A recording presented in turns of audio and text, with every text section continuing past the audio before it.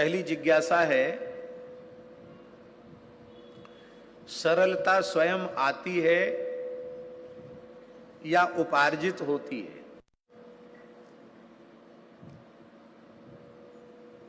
एक वाक्य हम कह दें, हमारे ब्रज में, वृंदावन में एक जीवन मुक्त महापुरुष थे, परम पूज्य श्री स्वामी पूर्णानंद तीर्थ जी महाराज उड़िया बाबा। परम श्रद्धेय स्वामी श्री अखंडानंद सरस्वती जी ने अपने सदगुरु के रूप में उनको जीवन भर स्वीकार किया।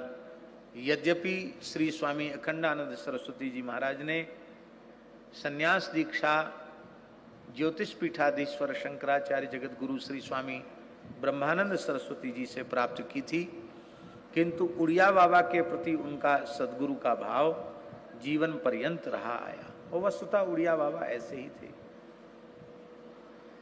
पंडित श्री गया प्रसाद जी महाराज ने भी उड़िया बाबा को ही अपना सदगुरु माना।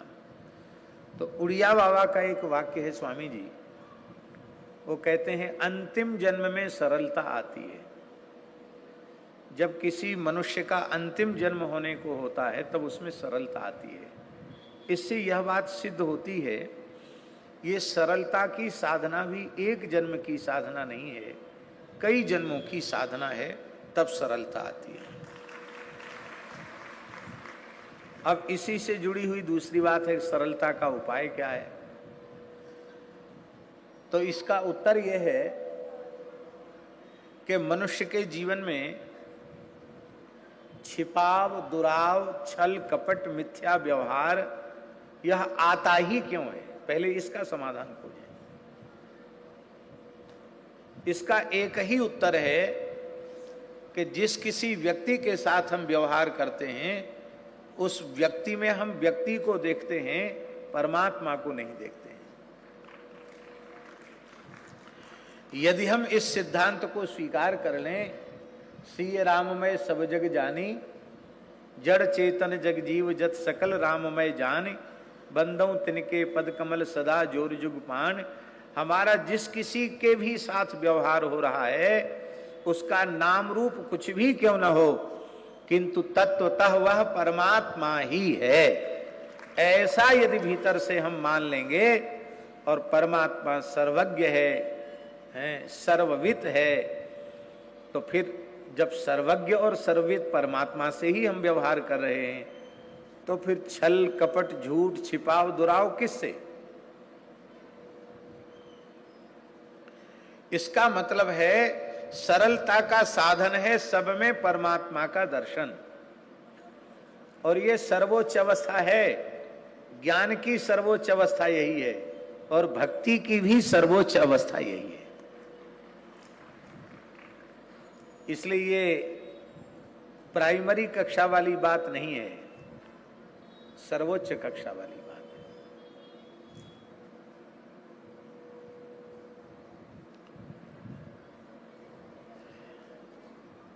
रामकृष्ण परमहंस देव जी का भी इसी से मिलता जुलता वचन है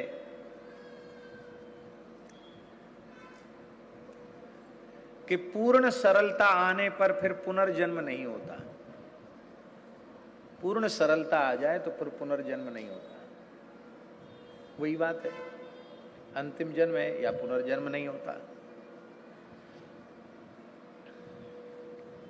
बोले स्वामी जी, आप तो पंडितों वाली व्याख्या करते, हम तो पढ़े लिखे हैं नहीं, हम तो सीधा साधा अर्थ जानते हैं सरलता का। क्या?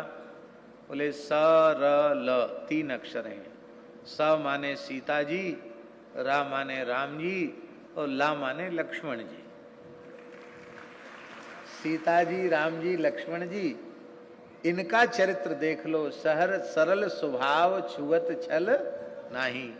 ऐसे निश्चल सरल सहज चरित्र वाले श्री राम लक्ष्मण जानकी जिसके हृदय में निरंतर निवास करते हैं, वो सरल होता है।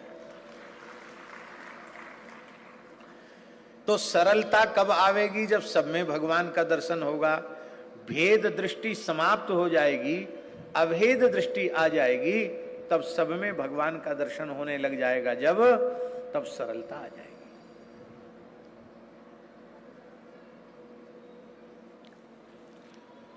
तो यहां तक हम पहुंचे कैसे? यहां तक पहुंचने का साधन है, सबसे पहले गुरु तत्व में भगवत तत्व को श्रद्धा पूर्वक स्वीकार करें।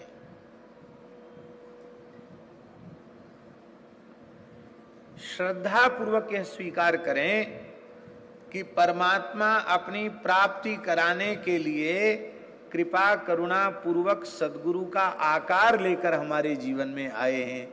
स्वयं उपासक बनकर हमको उपासना के पथ पर चला रहे हैं। तो सबसे पहले गुरुदेव में भगवत तत्व को, ये साक्षात राम जी ही हैं। ये आते न वह परमेश जो गुरुदेव के आकार में, रहता अंधेरा ही अंधेरा मोह का संसार में, होते सभी रत भोग में अपना ही स्वार्थ साधते, है कौन निष्कामी बना देता लगा उपकार में। अंतःकरण तम नास हित निज बचन किरण प्रकाशिके, है इस तरह से कौन लगता जीव के उद्धार में।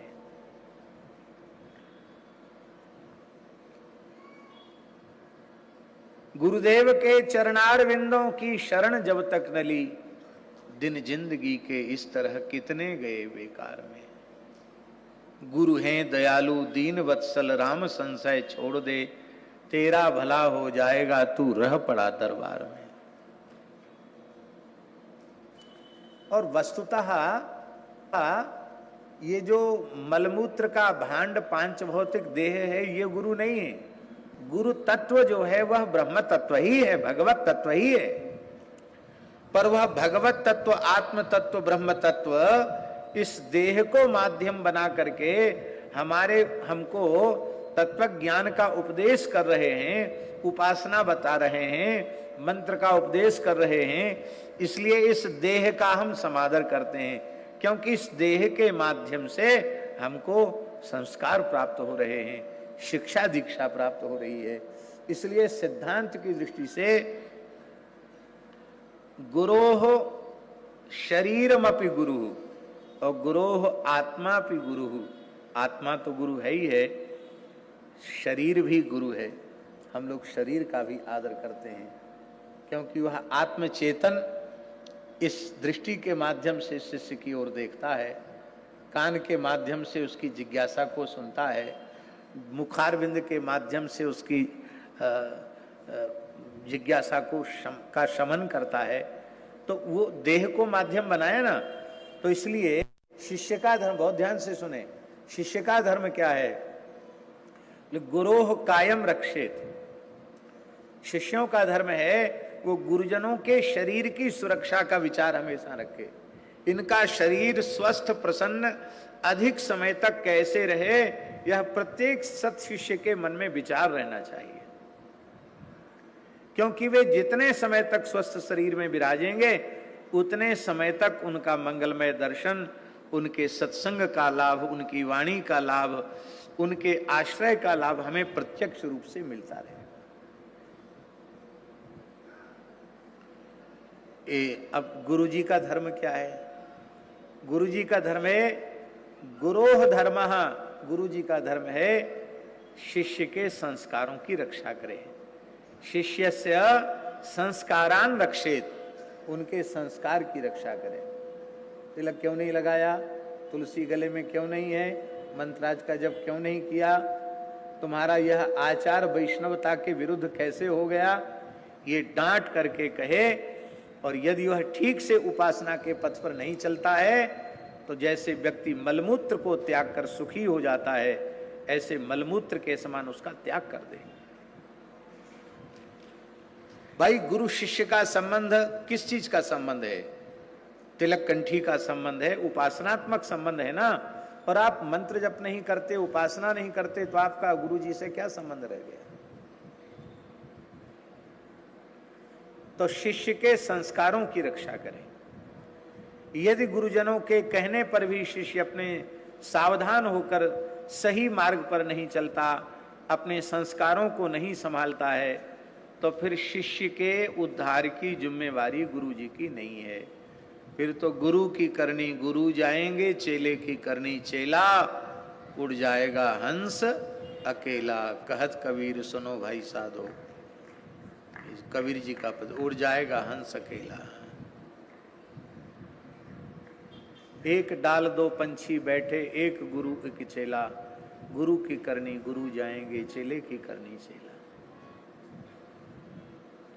तो पहले गुरु तत्व में भगवान को स्वीकार करे, फिर गुरु उपदेश से इष्ट में भगवान को स्वीकार करे, फिर भगवत विभूतियों में भगवान को स्वीकार करे, और इसी प्रकार से अपनी दृष्टि को व्यापक बनाता हुआ फिर वो सर्वम खलविदम ब्रह्म, ये सब कुछ परमात्मा का स्वरूप है, ये सारी सृष्टि ब्रह्मात्मक है, इस रूप में स्वीकार करें। और यहां तक पहुंचने के बाद फिर सरलता अपने आप आ जाएगी।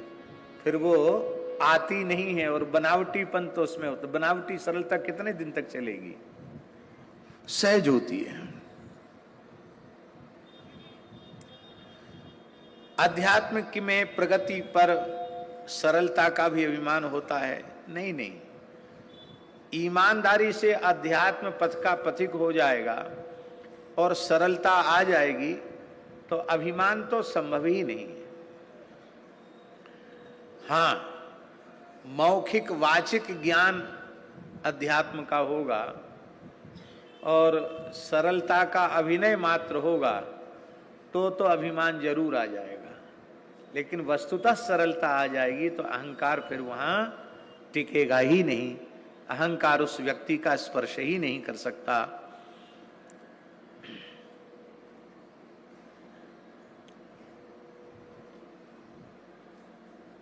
प्रायश्चित करने से वर्तमान जन्म के पापों का प्रायश्चित होता है, यह बात तो सत्य है, क्योंकि कोई पाप बन जाता है तो आचार्य से पूछ करके उस पाप का प्रायश्चित कर लेने पर उस पाप का परिणाम नरक में नहीं भोगना पड़ता। किंतु प्रायश्चित करना यह सामान्य धर्म है, और सर्वतोभावेन भगवत शरणागत होकर भगवान का आश्रय लेकर के, भगवान की शरणागति लेकर के निष्पाप हो जाना, भगवान नाम का आश्रय लेकर के निष्पाप हो जाना, ये सामान्य धर्म नहीं है, ये विशेष धर्म है। जैसे कल हमने चर्चा की थी कि यमदूतों ने कहा कि तुम कहते हो कि अजामिल पापी है, अरे अयं ही कृत निर्वेशो जन्म कोट्यं हसामपि, तुम कहते इस जन्म के पापों का प्रायश्चित, इसने करोड़ों करोड़ों जन्मों के पापों का प्रायश्चित कर लिया, क्योंकि यद व्याजहार विवशो नाम स्वस्थैनम हरे, विवश हो करके भगवान के परम मंगलमय नाम का इसने उच्चारण किया।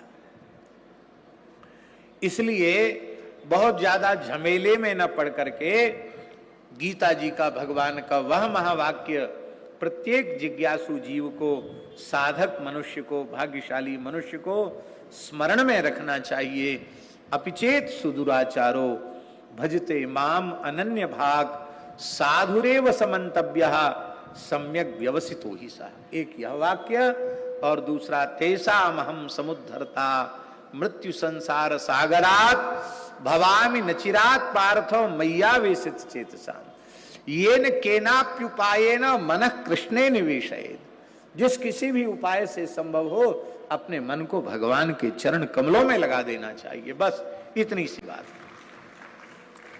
और भगवान के चरण कमलों में मन लगाने के दो साधन मेरे हरिगुरु संतों की कृपा से अनुभव के आधार पर दो साधन सबसे श्रेष्ठ, सबसे सरल, सबसे सहज हैं। एक है निरंतर नाम जप और दूसरा साधन है नित्य प्रति आर्ष ग्रंथों का श्रवण। गीता, भागवत, रामायण, विनय पत्रिका, भक्तमाल आदि जो ग्रंथ हैं उनका नित्य सत्संग, ये दो साधन ऐसे हैं जो चित्त को शरीर संसार से हटाकर भगवान में लगा देते हैं। सारी समस्या ही तब तक है जब तक चित्त भगवान में नहीं लगा, और भगवान में लगने के बाद तो फिर तो सब समाधान सहज हो गया, फिर कहाँ रह गया बाकी, फिर सब हो गया।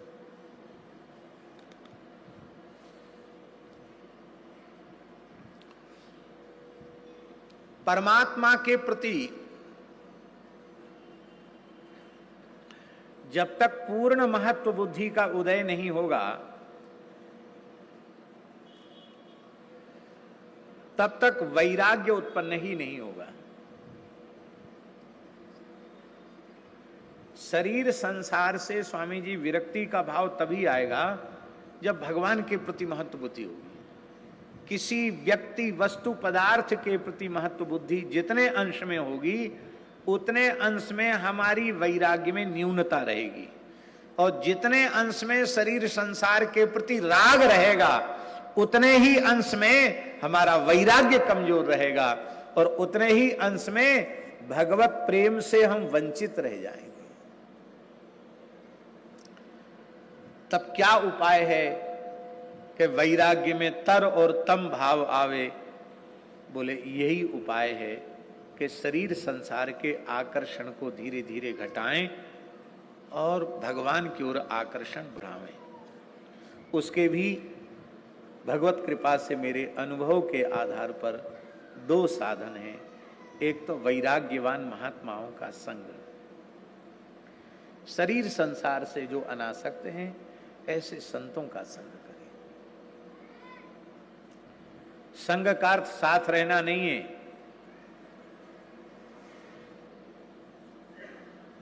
उनके अंतःकरण से अपने अंतःकरण का एकाकार, ये संग है। संग तो बहुत लोग रहते हैं।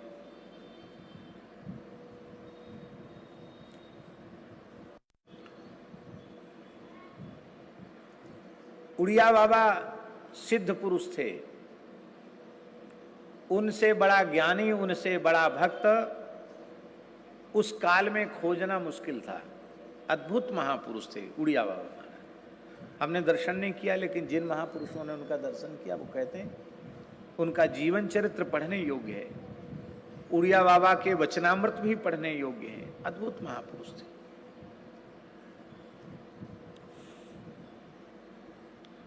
उड़िया बाबा दावानल कुंड में अपने स्थान में विराज रहे थे।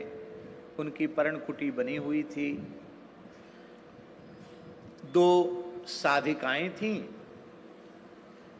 सगी बहनें थीं, ब्राह्मण परिवार की थी। उनको कुछ साधन संबंधी जिज्ञासा उनके मन में थी, तो दोनों बहनें पूज्यपाद श्री उड़िया बाबा की कुटिया में उनसे कुछ पूछने गई। स्वाभाविक है, लोग संतों के पास जाते हैं, कभी कोई जिज्ञासा लेके भी जाते हैं।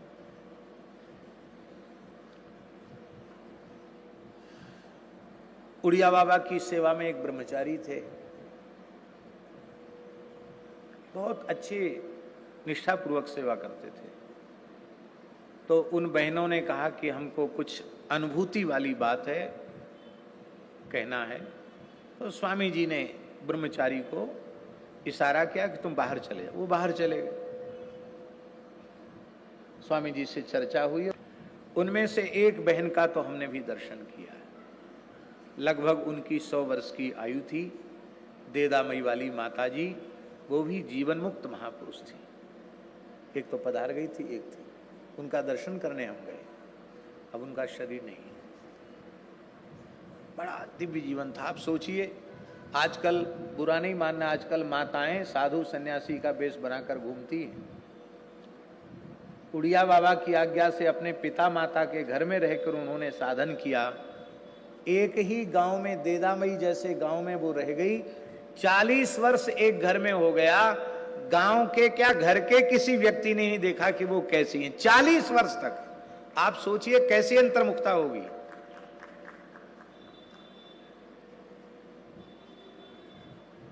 उनका दर्शन करने गए, कच्चे घर में थी, और एक सेवानिवृत्त कमिश्नर थे, वो साधक की रहनी से रह के वहां झाड़ू लगा रहे थे। पता चला ये कमिश्नर है।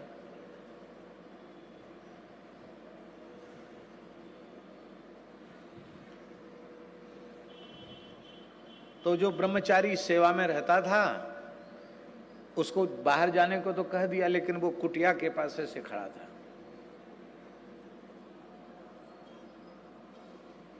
बाबा जी क्या बात करते हैं, ये बहनें क्या बात करती हैं बाबा जी से। वो तो चली गई। ब्रह्मचारी फिर सेवा में आए। उड़िया बाबा बोले, इस शरीर की सेवा करते हैं आप? हाँ जी जी स्वामी जी। बोले घोर नरक में जाओगे। क्या कहा? घोर नरक में जाओगे। उसके तो बेचारे के रोंगटे खड़े हो गए। बोले महाराज इसलिए सेवा थोड़ी करते हैं, घोर नरक में जाएंगे।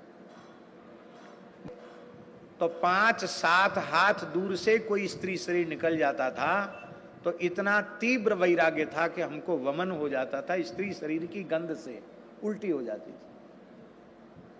उनके जीवन का एक प्रसंग है। एक उधर गए थे आसाम की तरफ, एक घर में आग लग गई और घर के सब लोग बाहर हो गए। एक छोटा बच्चा, 4-6 महीने का एक बच्चा भी आग उस घर में रह गया। उसकी मां भी बाहर निकल आई, लेकिन मां उस बच्चे को उठाने के लिए आग में चली गई। अब वो घिर गई चारों ओर से आग में। किसी का साहस नहीं था कि मां और बच्चे को पकड़ के लावे। उड़िया बाबा वहां से जा रहे थे। बाबा ने चीख सुनी तो बाबा धधकते हुए आग वाले घर में भीतर चले गए और उस माता को उसके बालक के सहित सुरक्षित हाथ पकड़ के निकाल के बाहर ले आए। लेकिन इसके बाद उन्हें स्मरण हुआ, सन्यासी को काष्ठकी स्त्री का भी स्पर्श नहीं करना चाहिए। मैंने सन्यास धर्म का अतिक्रमण किया। 3 दिन निर्जल उपवास किया। एक आसन पर 3 दिन 3 रात तक लगातार बैठे रहे। ये उनका तीव्र साधन था। बोले उस समय यह अवस्था थी। अब जब ब्रह्मातिरिक्त समस्त नाम रूपों का तिरोभाव हो गया है, उस समय तुम जिनकी सेवा करते हो उनके ऊपर शंका कर रहे हो कि यह एकांत में स्त्रियों के साथ क्या बातचीत कर रहे हैं, तो सेवा करके भी घोर नरक जाओगे।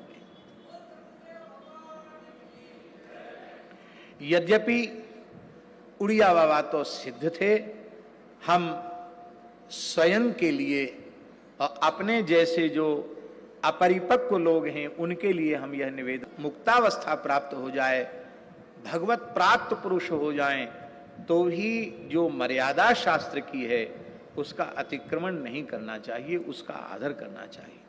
भगवत प्राप्त पुरुषों को भी स्त्री शरीर से प्रत्यक्ष अपने शरीर की सेवा नहीं लेनी चाहिए।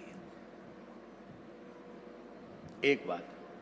और माताओं से भी हमारी प्रार्थना है, आप खूब संतों में सद्भाव रखो, पिता मानो, भगवान मानो, गुरु मानो, पर चाहे जितना ऊंचा सिद्ध हो, संत हो, महात्मा हो, आपको प्रत्यक्ष शरीर की सेवा करनी है तो अपने पतिदेव की सेवा करें या अपने पूज्य पिता माता की सेवा करें, अपने सास ससुर की सेवा करें। किसी साधु का पैर छू नारी का धर्म नहीं है। आज हम लोग शास्त्र की मर्यादा का अतिक्रमण कर रहे हैं, उसका दुष्परिणाम यह हो रहा है कि सभ्य समाज में कोई एक व्यक्ति गलती करता है तो उससे पूरा वेश कलंकित होता है और फिर सबको शर्म से, लज्जा से सिर नीचे करना पड़ता है। इसलिए शास्त्र की जो प्राचीन मर्यादाएं हैं, उन मर्यादाओं को बिना किसी आग्रह दुराग्रह के उन त्रिकालदर्शी ऋषियों ने जीव जगत के कल्याण के लिए ही यह बातें बताई हैं, ऐसा मान करके हमें स्वीकार करना चाहिए।